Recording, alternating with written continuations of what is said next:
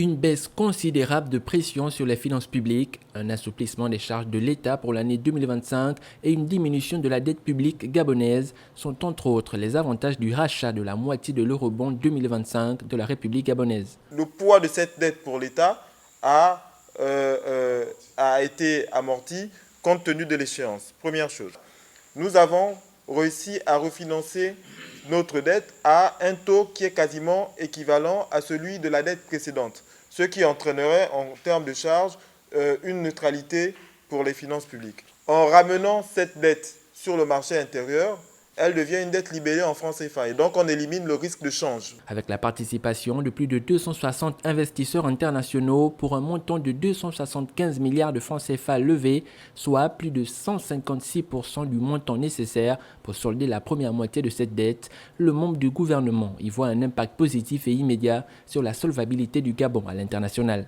Et lorsqu'on parle de 260 investisseurs, ce n'est pas des investisseurs individuels. Ce sont les banques parmi les plus grandes du monde. C'est BNP Paribas, c'est JP Morgan, c'est Deutsche Bank, c'est BlackRock. Ce sont les fonds comme BlackRock qui ont participé à cette opération.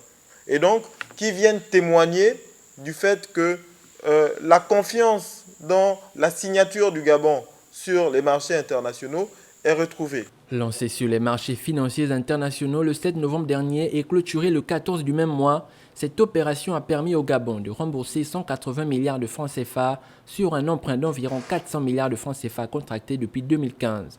À ce jour, le pays enregistre un montant de 817 milliards de francs CFA remboursés sur le marché international entre janvier et septembre 2024.